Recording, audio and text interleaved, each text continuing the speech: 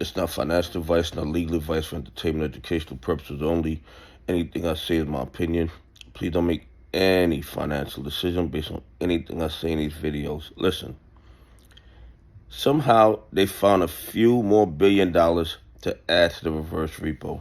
The reverse repo sitting at like $147 billion. Do I believe these numbers to be true? No, I do not. I believe this is just like a majority of the stuff that they release to us.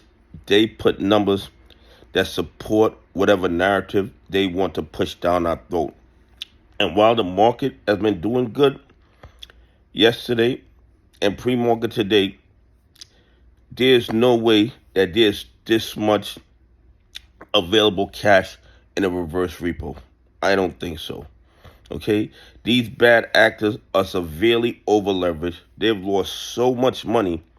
And the banks, they're losing money when it comes to consumer loans, when it comes to commercial loans, when it comes to car payments, when it comes to credit cards. They are losing money hand over fist, and they've lost trillions of dollars in fees when it comes to the naked shorting of stocks in AMC, GME, NWBO, MULN, MMTLP. They've lost trillions of dollars over the last 5 years. So do I believe that the reverse repo is really $147 billion? No, I do not.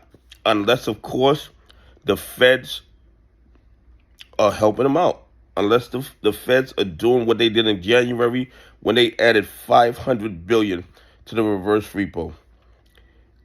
A few days of a green market doesn't save them from all they lost being severely over leveraged with the naked shorting. So while they can put out these reverse repo numbers to make it appear that everything fine, that they're making money, that they're able to put more money in the reverse repo, I'm not buying it. I am not buying it. I still believe that the banks are in trouble. I still believe that their liquidity is drying up.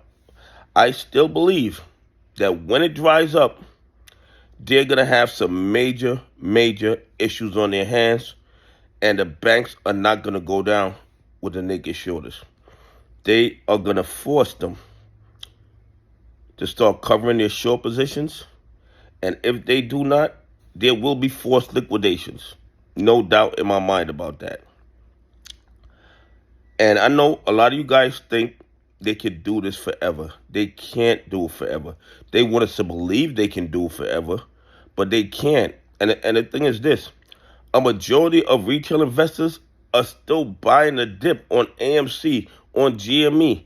They're not going anywhere. They're already down 96, 97%. So they can hold AMC, GME, and a whole lot of other stocks for another 10 years. The banks can't maintain these positions that much longer. They're losing money. And not just that. One of these lawsuits, whether it's my lawsuit, whether it's NWBO lawsuit, whether it's MMLT lawsuit, whether it's MULN lawsuit, whether it's Quant lawsuit, we're going to get our hands on that trading history. There's going to be a judge that says, turn over that trading history, turn over those blue sheets. And when they do, the SEC, the DOJ, and the FBI are going to be shamed into doing their job, because we all know, everybody who's been paying attention, that the fraud and corruption is out of hand. The billions or trillions of counterfeit shares that they create and then send them overseas as FTD, so they don't count in the short interest, that they don't count in the days to cover. Everybody knows what they're doing. And the reason they get away with it, one, because, of course, they put the market before protecting retail investors. And two, because the victims of these crimes, a majority of them are who? Retail investors, pension funded institutions that follow the rules. They are allowed to rob us. They are allowed to rob us. Okay?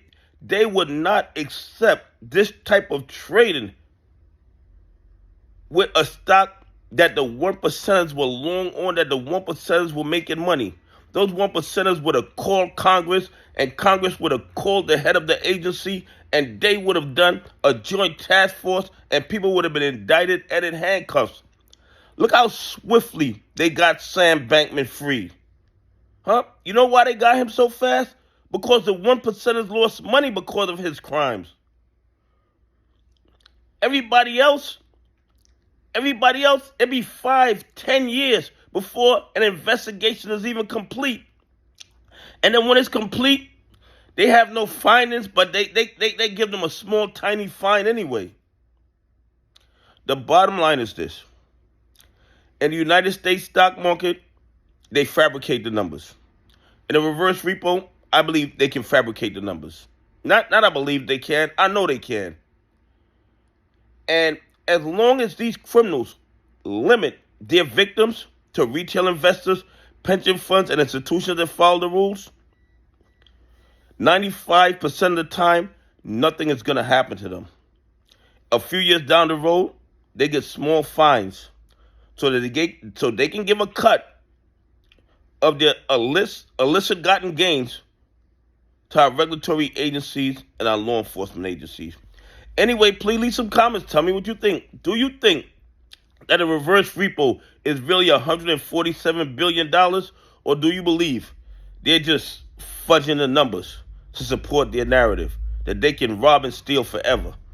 Anyway, have a great day. God bless, and I appreciate y'all on this journey with me.